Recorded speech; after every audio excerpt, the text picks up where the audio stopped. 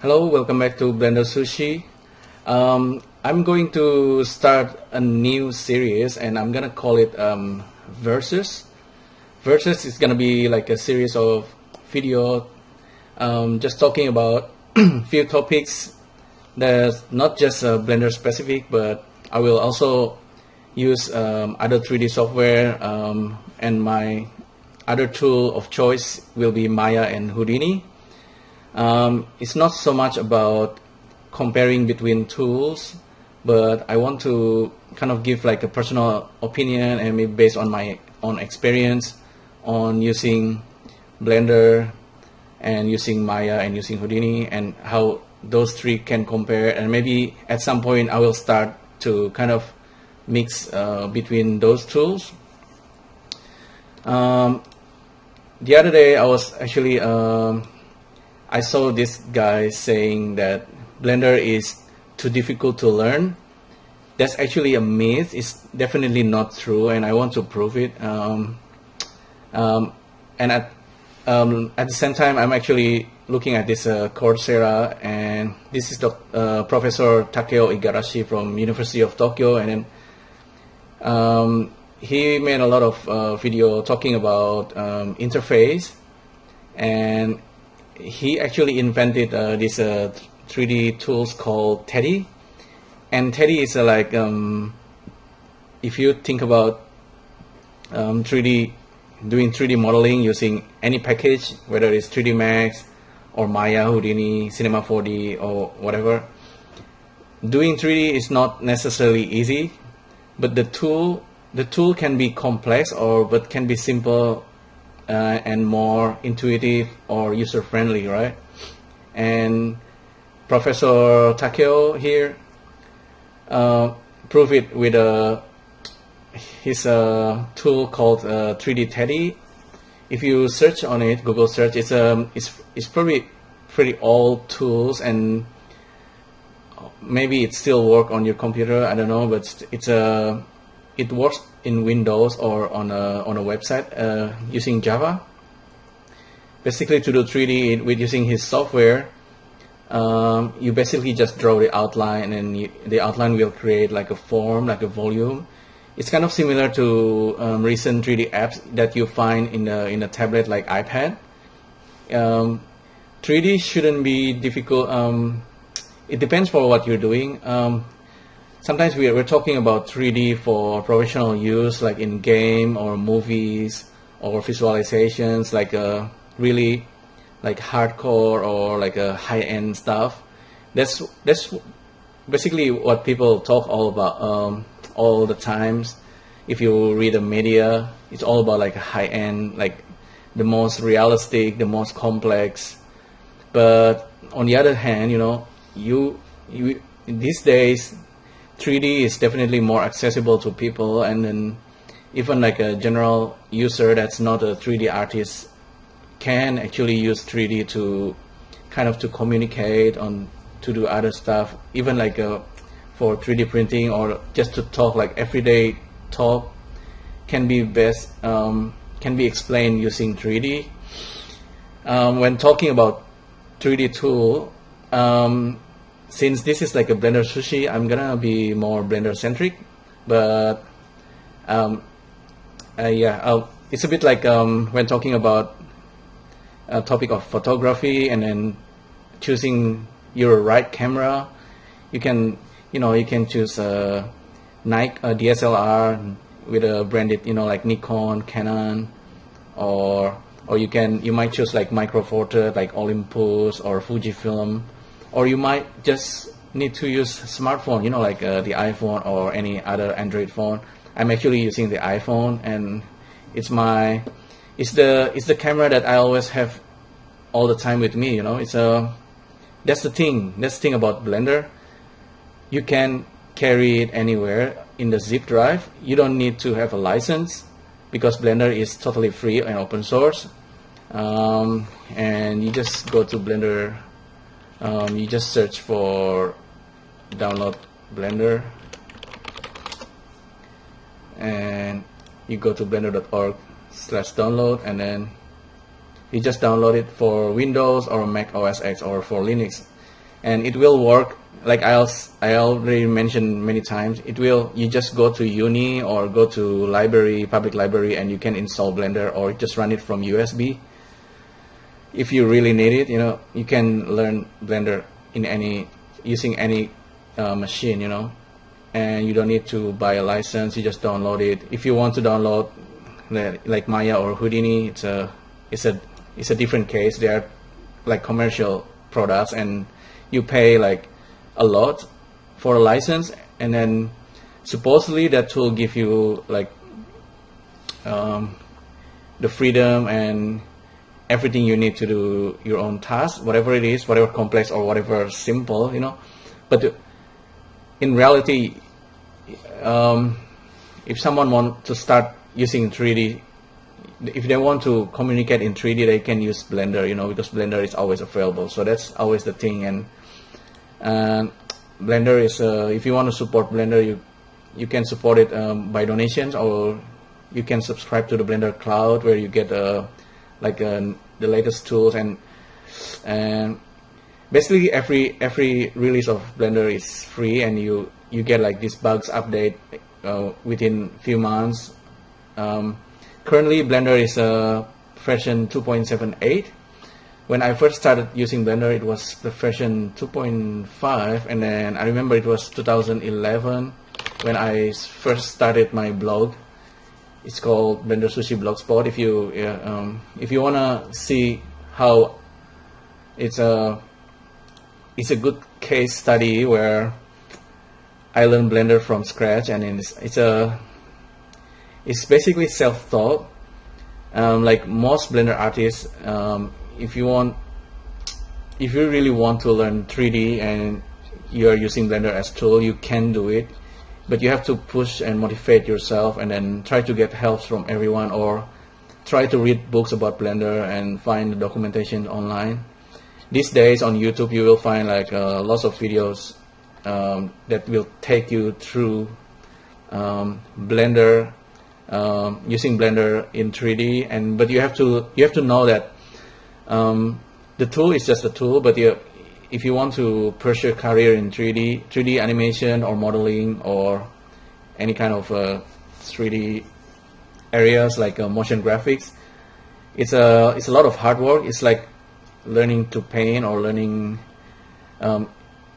language. Is not necessarily just learning the language you want to converse. You want to maybe one day write a book using the new language, things like that, And 3D is especially a large topic.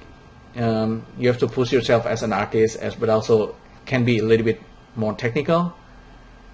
Okay, so yeah, so if you when I first started the blog, I have zero knowledge about Blender, but I started, because I know 3D, I started using Maya, and then I learned Houdini on my own, but I use Maya like maybe like over 10 years or 15 years now.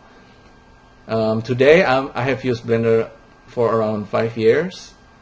There's still a lot to learn, but if you want to see the journey, so I basically start using Blender. I was looking into the particles, and then I also look how Blender renderer actually really capable.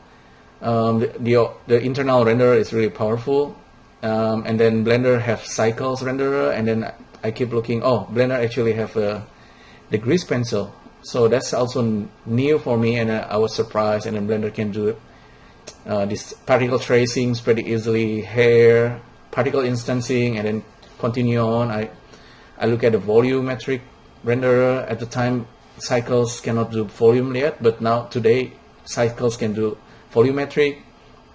Continue on. I look at Blender instancing. You can kind of control the particles that's baked, and then how you can do procedural stuff, and then there's a skin modifier. Continue on. I actually touch a little bit about OSL in Blender. It's really powerful. Because at some point really I was also into about shader creations, my background is Maya, and at some point Maya has RenderMan, and then today Blender actually can use RenderMan renderer as well, and then continue on. And then I get to using sphere choke and animation nodes, and then that's why for almost 100 videos now I've been using sphere choke and animation nodes, because I kind of like this procedural workflow using nodes and just plug in the nodes. There's a lot of things I could talk about. Later on in this video series, I might also talk about whether we should use node or we shouldn't, or maybe it's kind of a little bit of both. But in this video, the first video on this Versus series, I want to kind of talk about the user interface. So, like I said, when someone says Blender is too hard to learn, they have to give it a reason why. They cannot just say that's not really true. If I open up Blender, the current Blender, let me open real quick, Blender 2.78. I will open it. Okay, this is the first screen you see when you open Blender, and this is version 2.78 again. Blender is not yet version 3. Blender is pretty humble in terms of adding versions. Unlike the 3D package out there, they can go different version. Like I remember Maya, I start using Maya version 4.5, and then it goes 5, 6, 7, 8, 9. And then it goes to Maya like 2011, 10, 12, 13 until 2017. The latest Maya is like, it has all these different interface. I remember that Maya only upgrade, you pay a lot to get an upgrade, but it's really just a like interface upgrade, and I wasn't really happy about it. Yeah, with Blender, version number is not a big deal. They put a lot in it, but they upgrade it a little bit by a little bit. I think when Blender hits 3.0, that's gonna be like a big thing, really big. When I first used Blender, it was version 2.5, and I really like what they did with the interface. If I look back, if I open up this older version of Blender, it's version 2.49. This is before version 2.5 and up. Now, the interface used to look like this. It doesn't have much of the. It doesn't have the like a shelf or things like that. And this is actually the first screen you see, and then the 3D it's kind of like skewed like this, and it's actually using like a kind of like turntable. It's different from any 3D package that I have learned. This is the older version of Blender. I remember I opened it and then I can't actually navigate it. Maybe the older version of Blender is not too great in terms of design or for first-time user. However, the latest version of Blender is actually really user-friendly. From version 2.5 until today, it has improved a lot. Like this is the latest version, okay? It looks much different. It doesn't give a kind of weird like a 3D view anymore. This you presented with this panel, and every panel is serve its own functions, and this is kind of familiar if you use Maya or Houdini. I will open the latest Maya version 2017 that I just downloaded the other day. I have to do the license stuff, and this is going to be educational license. And I will also use open up Houdini, and we will see which software is actually complex in terms of interface. I'll show you what's really complex. It's not. Blender is fairly simple. So I have Maya opening in the background. Okay, this is Maya student versions, and it has this pop-up that's saying what's new. Maya is fairly heavy. It's over 3 GB.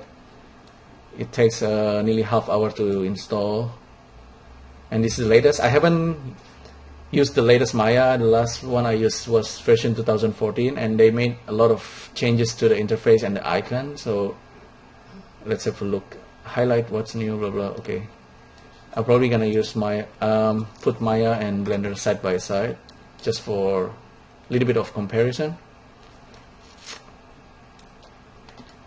Okay, so when Blender open, you can see Blender has this cube and the lamp and the camera, while Maya interface is pretty much empty, and you have this panel that's I imagine if I first time user and then I open up Maya, the first thing you have to do probably find a help, you might have, it's a good idea to have like a book to have you guide how you start it. Maya I have an introduction how you start. Blender also have it. If you go to help and then go to manual, you're gonna be taken to this online documentations on how to use Blender for the first time. User interface, introduction, screen. It will take you through everything. So take you through each panel, what's each panel serve you, and just follow through all this. If you want to start using Blender, just do it slowly, read the documentation first and then learn how you can navigate the user interface, because each 3D tool, whether it's Blender, Maya or Houdini or others, it will be slightly different, of course. Although they carry the same concept, but they are also unique. And in terms of Blender,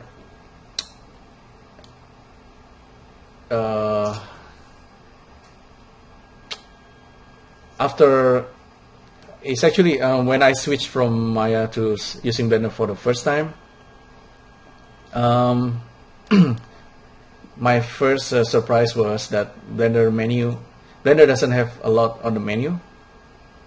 That's really my first opinion. On the you have the usual file, new, open, save, import, export, and you have render, which is really simple. You can, when you first open Blender and you want to hit render, okay, you have a render, and that render is actually looking from the active camera. If I jump to the active camera, it's looking like that, and if I hit render, okay, I get a cube. With Maya, if I want to make it looks like Blender, okay, create a cube, okay, that's what I get. And if I hit render, let's see, where's the render button? It's actually this guy. Render current frame. You get nothing. This is Maya. Okay, they just added Arnold renderer in the new version. It's no longer Maya renderer when you open it. If you switch to Maya software renderer, this is their default render. It will render the box, but it's looking quite squeezed. I don't know why. Is that because my box is actually, it's not a box. Okay, I'll make it, I turn it into a box.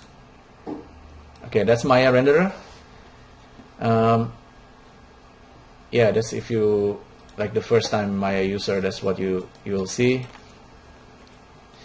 Back to Blender.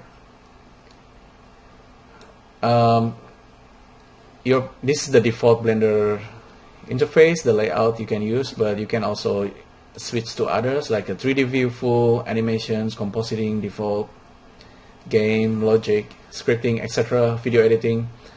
You probably, for first 3D user, you probably just want to stay in the default or animations.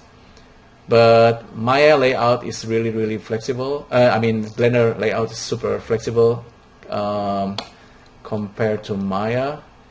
I can actually open Houdini, and then we can see how the layouts works in Houdini.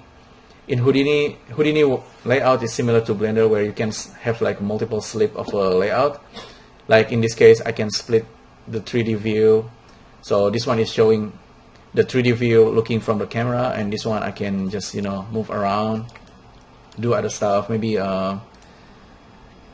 maybe I'm switching the panel tab here, and then maybe I want to create like a torus here, and the torus was created up there, and I'm gonna put the torus like that. Maybe I want to create a monkey, and the monkey again, it's got created up there. This is probably the second gacha in a Blender. Why is the objects get created up there? That's because of this 3D cursor. The 3D cursor in Blender is important. This is actually one of the unique thing about Blender. At first, I just don't understand why we need the 3D cursor. It's kind of it's kind of on a 3D view all the time, and you know, you can change the location there. And then if I create something like let's make another cube, it's got created on the 3D cursor. That's actually one of the usage of the 3D cursor. Okay. And you also notice that this is like left click. Whenever I left clicking in Blender, it's placing the 3D cursor in 3D. And sometimes you can also snap the 3D cursors on the object. I believe it's actually either snapping on the objects or kind of floating in the plane of your camera. So that's another gacha when you first use Blender for the first time. Left click is to place the 3D cursor. It's not for selecting, okay? And you don't have like normal right click like in the other 3D package. In other 3D package, you have a lot of menus here for a lot of operations. In Blender, you sort of don't have it. You kind of, if you want to have access to all the functions, the easiest is either from the panel, or you place you tap on spacebar and you type maybe mesh, add a cube. Although you also have the menu right here down below, and you can add it from the menu here, just like adding maybe add another point light. Okay, and it's gonna be placed on the 3D cursor right here, over here. But again, Blender left click this is in object level. Left click is to place the 3D cursor. Right click is actually to select the objects. Middle click, if I hold middle click, and then this is like gonna be orbit. Scrolling is zooming in, zooming out, and then holding Control Shift and middle click is to kind of pan around. That's slightly different in Blender. So compared to other 3D package, maybe I will also open Houdini. Let's open Houdini, the latest Houdini version 15.5, I think.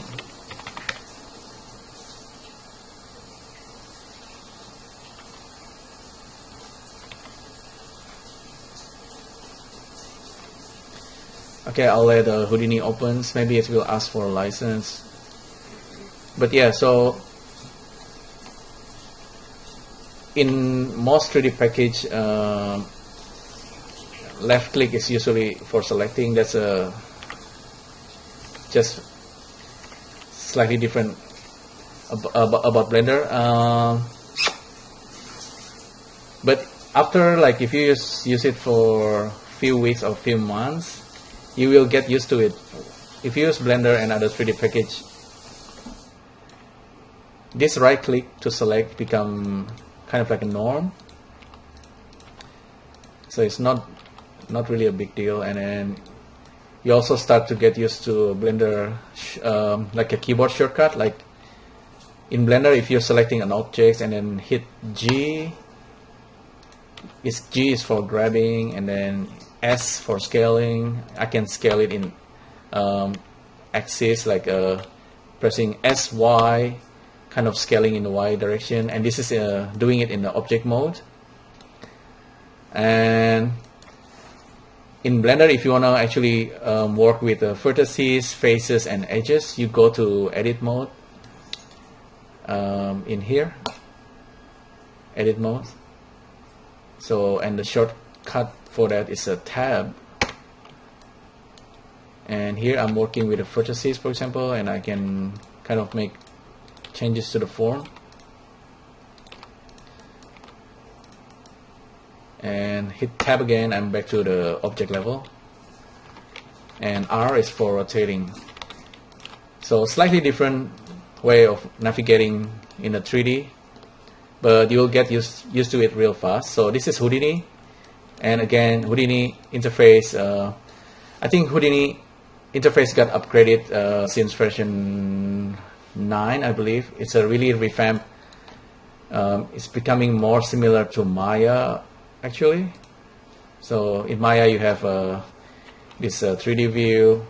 You have this tool panel, and then you have this channel, and there's also this attribute editor,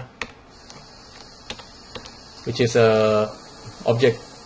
It's basically objects sensitive. Depending on which objects get selected, this thing will change. The attribute also will change.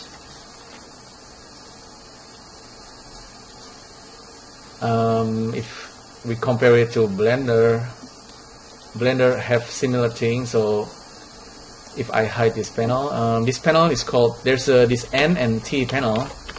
It's a kind of like a tool and property, object property panel. Depending on which objects got selected, this panel will also change.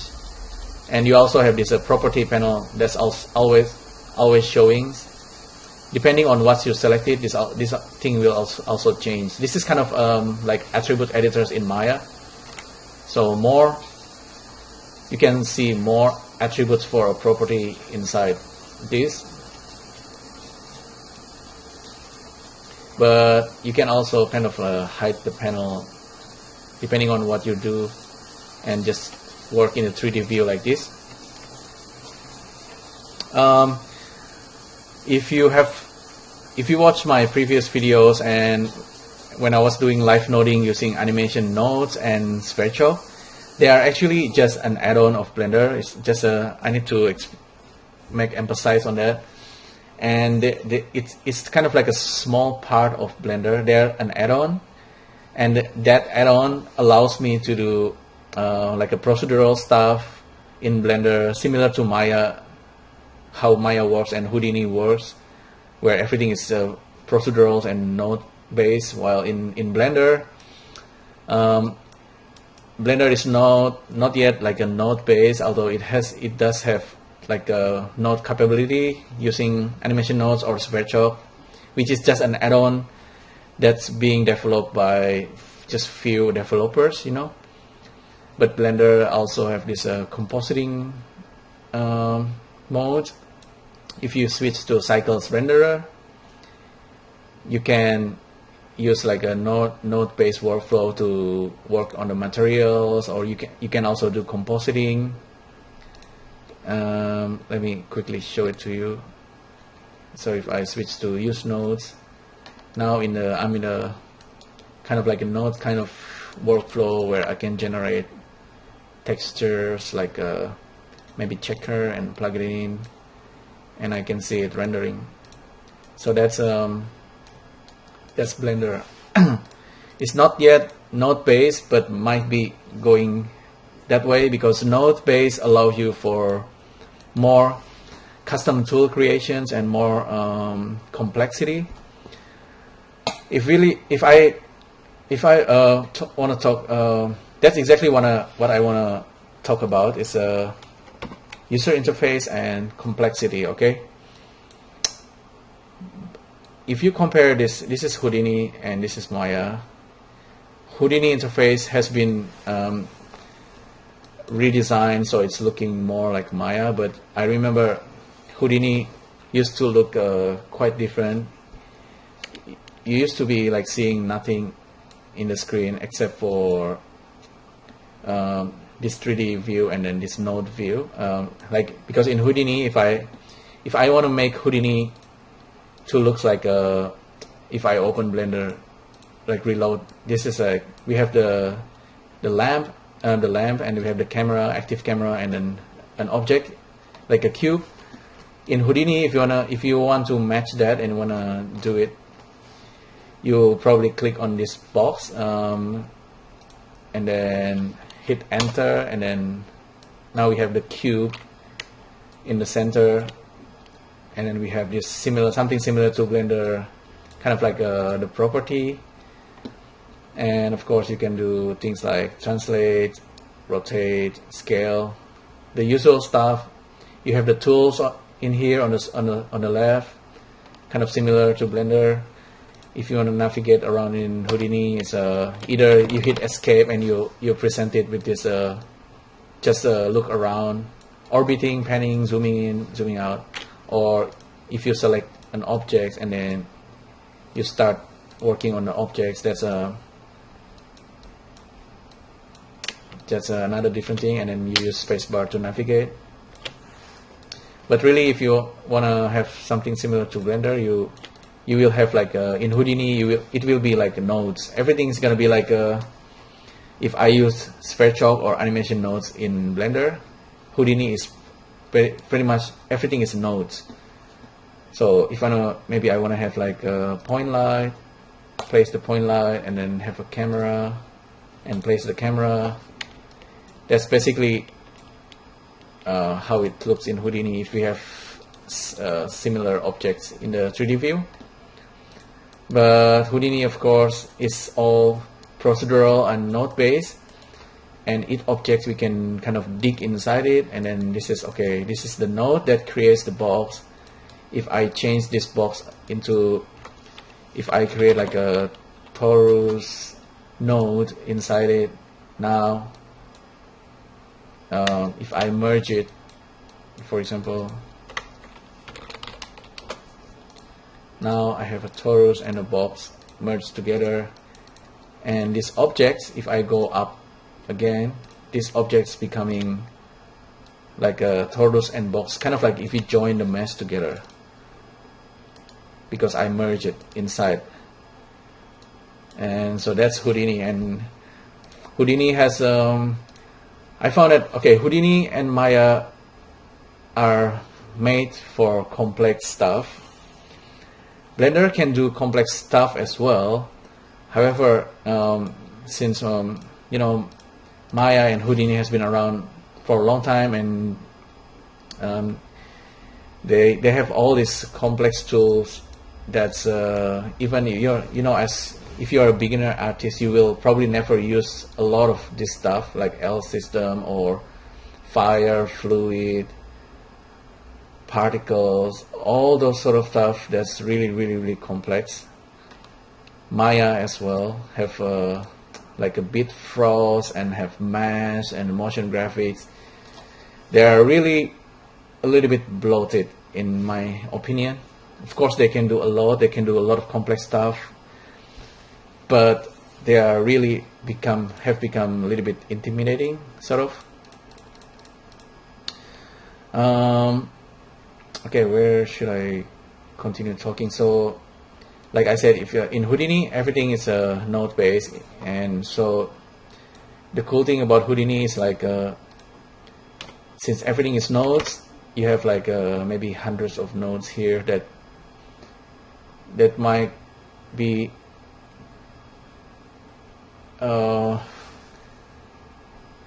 confusing or intimidating. So if I want to talk about, let's say I have a nodes right here, and then I have like top 5 question. If you're talking about 3D tools, which one is the most difficult to learn? And based on my experience, comparing Blender, Houdini, and Maya, which one is the most complicated? It's actually, the answer goes to Houdini. Houdini is the answers. Houdini, someone might say that Houdini is really simple. It's just, everything is just a node, you know, and you go inside like a object geometry, and then inside it you have this surface operator, and you just working using nodes, and perhaps you wanna create like things like copy node, and then copy nodes. If you have like a grid node inside it, you can just okay, copy nodes is like a node is expecting like a template, and here if I zoom in, this is a node, it's expecting 2 input.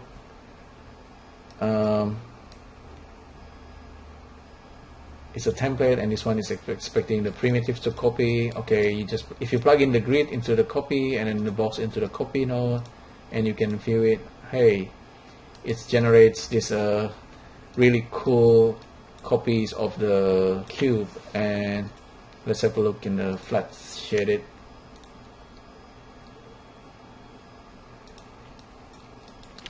Let's move the light.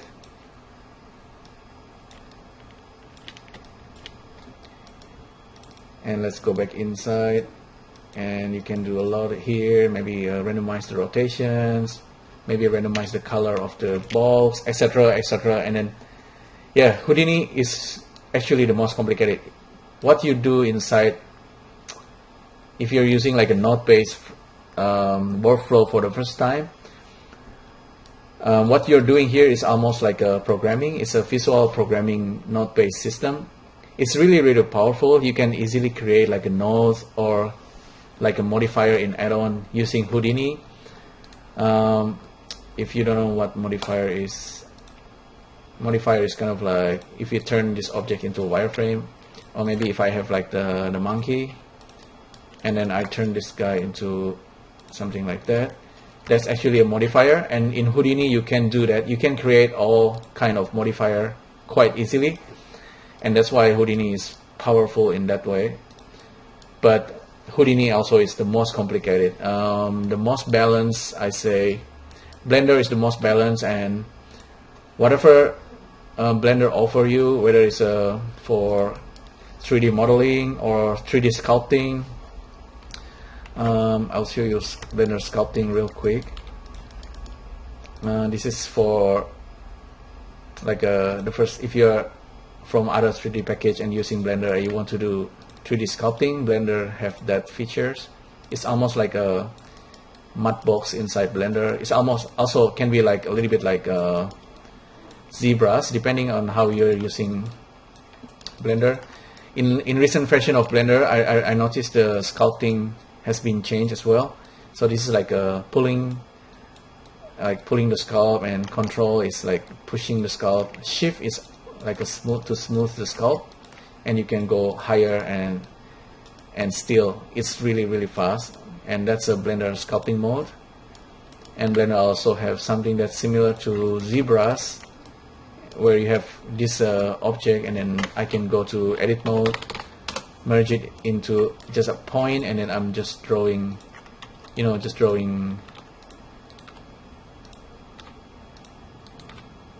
edges, and then I can turn it into skin, where in the skin modifier I can edit the influence, and then, you know, similar to ZBrush Z-sphere.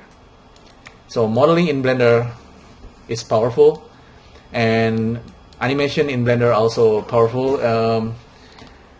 The graph animation is actually pretty much just like Maya, and Blender also have this action editor, and there's a drivers that can drive similar to Maya as well, where you have like a powerful expression. And if you want to do scripting, Blender also have it. So Blender is the most balanced of all. And if you want to do node-based kind of workflow, at the moment you have Blender add-on like Sphere and animation node. So Blender is kind of powerful that way, and but also Blender is very user friendly. Yeah, if you wanna use Blender just for like a 2D kind of animations, you can also do that using Blender Grease Pencil. And Grease Pencil is almost like a flash kind of animations, but everything is 3D. And if you look at the Grease Pencil, you might think, okay, that's similar to Maya Paint Effects. Yeah, but it's not. That's not really true, because Grease Pencil can do things like Maya Paint Effects cannot do. If I switch to Paint Effects real quick, where's the Paint Effects? Modeling, is it in the effects? Maya has so much features now that it's hard to find what you need. Let's see, help, find a menu, paint effects.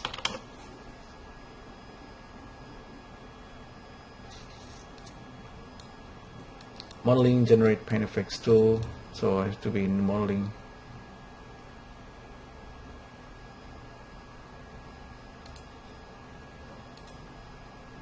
Generate paint effects tool. I don't know why they put it there. Anyway, it's paint effects. You might think, okay, that's similar to Grease Pencil, but not really, because paint effects is the way it works. It's a different. Paint effects is for if you want to generate like three. Paint effects is like it's a generative tool. It's basically if I open like a brush, like maybe like a flowers. I'll choose one like this dahlia pink. You can basically paint flowers. You can generate objects that way in Maya, and you can generate like a forest that way. So I kind of wish that maybe Blender Grease Pencil can one day do a little bit like a paint effects, for generating objects. It's sort of you can actually do that if you use Blender Grease Pencil and turn it into a curve, and then using that curve to generate objects procedurally, just like the paint effects. Yeah, but Grease Pencil is unique in Blender, and it serves its own purpose. You can do like 2D animations and something more that you probably you don't know it yet. But it's made for user friendliness, and it's also really intuitive. Yeah, that's Blender Grease Pencils and Maya Paint Effects. So so I'm kind of comparing some of the features. Let's see, which one is best for animations? It really depends. The answers, it depends, because for 3D animations, usually the hardest part is rigging. Like when you have a character like a 3D model and you want to animate it, you need to use you need to deform the character using skeleton. And rigging in Maya is actually really powerful for character animations, for doing rigging. And Maya also really powerful because Maya has a little like a procedurality similar to Houdini. Animating in Houdini can be quite complicated, I found, and can be really technical as well. It's a powerful, but it's also really technical. You easily goes into using expression and using all this curve in procedurally, and then lots of numbers. While in Maya, you can, if you work in Maya and use the Maya bones, let me create a new scene. And in Maya, you have let's see, skeleton, and create joints. That's how you do it in Maya. And you have your 3D model, and then you deform it using these joints. While in Blender, you have this armature. Let's see, let's switch to object mode and then create armature. And this is a single bone in Blender, and in Blender, skeleton is like another object, special object type where you can jump into it and then you start extruding it, generating more skeleton, and you can later on kind of pose the skeleton and then animate it. For animation, I think for character animation, Blender and Maya kind of pretty friendly that way. Maya is powerful because you can script it and you can easily create expression. Later on, if you use Blender, you will find that Blender also has that capability for procedural. If you want to completely go procedural, go with Houdini. Okay, which one that crashes more often, or which one is the most stable? The software that will crash more often, the most, is actually Maya. I use Maya for many years, 10 years, 15 years, and Maya crashes a lot. Okay, you will find out that you're doing modeling in Maya, it will crash, and you're doing rigging, it will crash, and you're doing effects and you render it, it will crash. Maya will crash often. Blender is the most stable of all software. Maya and Houdini will crash really often. So because maybe because it's like a really complex software, and it will crash time to time, maybe out of memory or stuff. But Blender, if you use Blender, it's almost never crash. Okay, Blender is the most stable, and even if it crashes, you can go to the temp directory and find it. Blender actually save the thing before it crashes. It's pretty amazing. Which one is best for rendering? I'll say out of the box, Mantra, Houdini Mantra is a Houdini own internal renderer. Mantra renderer is really powerful in its own environment. But if you are working in the industry, you might use things like Arnold or V-Ray or Renderman to do the rendering anyway. Like in Maya now, it has Arnold. In order to have like a beautiful render, you probably that's like a tricky question. But Maya internal renderer, if you go to let's open up Maya render setting. So Maya has Arnold now. Used to have mental ray. It doesn't. Maybe it still have mental ray. I don't know. It has Maya software renderer, hardware renderer, which is like OpenGL renderer, and there's Maya vector to output like a SVG, and Arnold renderer for physically based. This is just another engine inside Maya. It's a complex stuff, and yeah, Maya software. If you talk about Maya software renderer, it's really super basic, and Maya software renderer is actually. It's not being developed for a long time. While Blender renderer, internal renderer, and Blender cycle renderer, which is currently being developed, is really powerful. Even Blender renderer can do like a subsurface scattering and also things like global illuminations or ambient occlusions. So if I render this, you know, this is a Blender default renderer, which is the internal Blender internal. If I render it, I can actually do it live.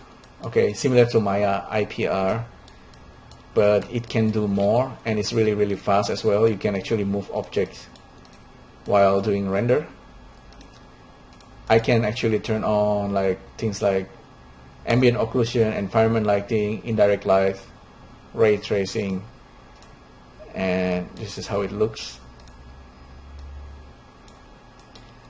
And with the material, I can also do like subsurface scattering just out of the box, you know. Turn on subsurface scattering, for example. Now this object is you have this subsurface scattering, you know. You can see how smooth it is rendering. and this is just Blender internal. If I switch to cycle renderer, now I'm in a kind of like physically based rendering mode. I can use a node and I can render it. I can get this kind of look real quick. It's highly realistic, and I can use an object as a live as well, like as an emitter.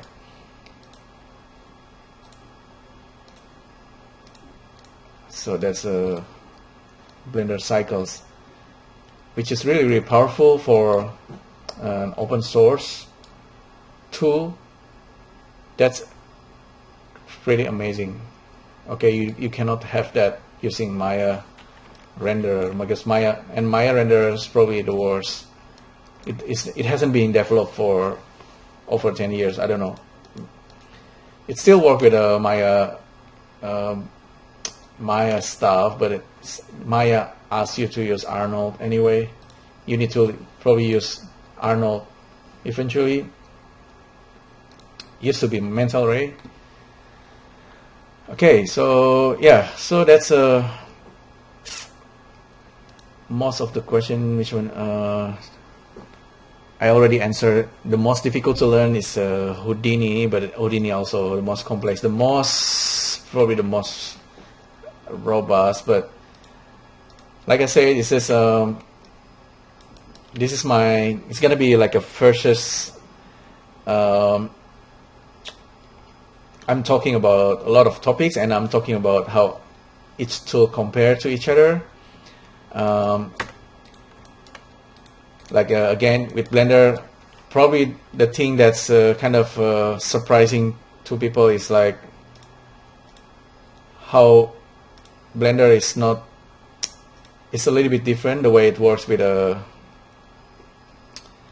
left mouse button and right mouse button.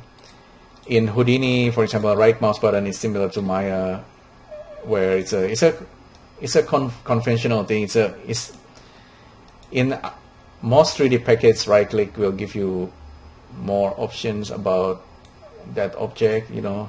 But in Blender, you use more shortcut, like a keyboard shortcut, and right click is actually select. So that's one thing you have to understand. Left click is still select as well, but left click is for 3D cursor most basically, because with 3D cursor you can do cool thing, like for example you place the 3D cursor over there, and then if we switch the pivot to the 3D cursor, we can use the 3D cursor as a pivot. That's where 3D cursors become really, really handy. Okay. But right click is for selecting, whether it's selecting edges or faces, and there's a lot of shortcut you can use in Blender. That's once you understand it, modeling in Blender can be a lot faster than modeling in Maya or Houdini. It's a tricky question to answer as well. It's really depends. Probably I will choose Blender or Maya for modeling. For Houdini you can do modeling as well, but it's all procedural. Houdini is unique that way. If you want to do it procedurally, because if you want to do extrude, for example, you don't extrude it like in Maya or in Blender. It's totally different kind of workflow. While in Maya and Blender, you can kind of balance the node-based procedural workflow and the node-based procedural. In Houdini, you will eventually have to access the procedural, the node. You will have to dig into the nodes. Okay, Houdini is not. You don't work in a 3D view like working in a Blender or Maya like this, you know. Let's see if I want to extrude.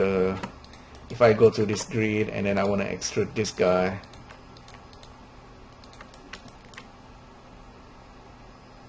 Extrude. I can choose extrude region. or extrude individual. It's a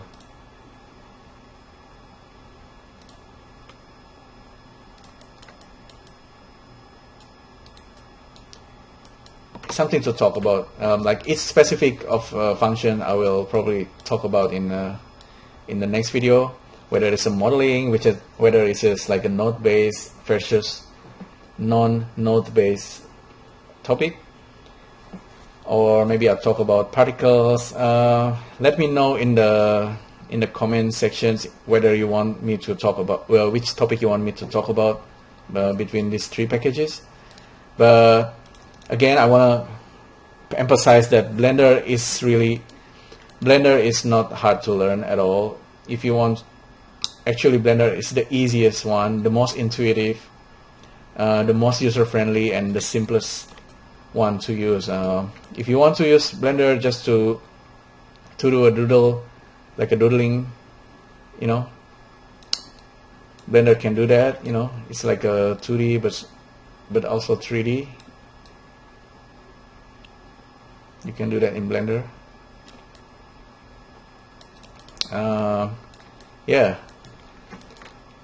the most user-friendly goes to Blender, and then because Blender is kind of like the smartphone in your pocket. It's the camera that's always with you. Blender is always, you can always install Blender anywhere, and you don't actually need to install it even. You just download the zip and you can run it on any computer without installing.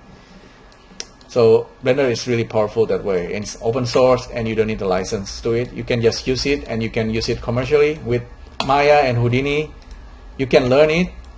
You can use the non-commercial or student versions, and you cannot sell it. You can only use it to create your non-commercial stuff. Okay, you need to buy a license if you want to sell your work. Okay, they make it.